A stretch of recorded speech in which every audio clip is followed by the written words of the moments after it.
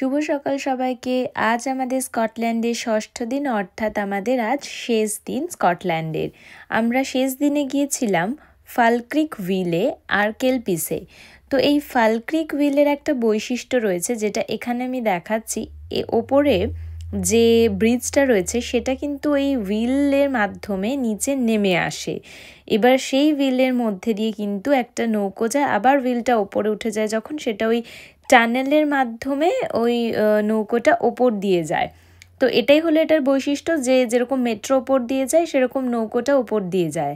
আর এটা হচ্ছে কেলপিস, অর্থাৎ এটা এখানের একটা মনস্টার। মানে এর আগে আমি লক নেসি মনস্টারের কথা বলেছিলাম, আর এটা হলো দুটো ঘোড়ার মুখ, যেটাকে কিনা মনস্টার হিসেবে এখানকার গ্রামবাসীরা বলেন। যে বাচ্চারা এখানে একটা লেক রয়েছে, সেই লেকের জলে বাচ্চারা আসতো আর পড়ে অনেকের মৃত্যুও ঘটেছিল।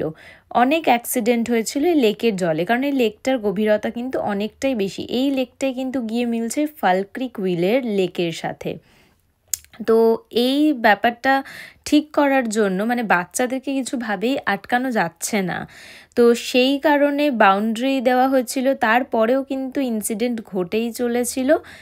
তারপর গ্রামবাসীরা সিদ্ধান্ত নেন যে এখানে বাচ্চাদেরকে একটা ভয় পাওয়ানোর জন্য মানে কোনো একটা ট্রিক্স করবে। তো সেটাই হচ্ছে এই কেলপিসের মনস্টার। তো এখানে কিছুক্ষণ সময় কাটানোর পর আমরা গিয়েছিলাম একটা কেলপিসেরই একটা সেমিনার রুম ছিল। এখানে পিকচার্স দেওয়া রয়েছে, সেখানে যে যার ইচ্ছে মতন কালার ভরতে পারে। মানে কেলপিসেরই আউটলাইন করা রয়েছে, তো সেখানে নিজের ইচ্ছে মতন তুমি কালার করে সাজাতে পারো। তো আমার দেখে মানে শিশু মনে হলো যে আমিও করব। তো আমিও লেগে পড়লাম কাজে। এইখানে এটা কালার করার পর বোর্ডে আটকে দেওয়া হয়, যেটা ওরা স্যাটারডে সানডে, মানে আমরা স্যাটারডে গিয়েছিলাম, তো স্যাটারডে সানডে এক্সিবিশনের জন্য ওটা রেখে দেওয়া হয়।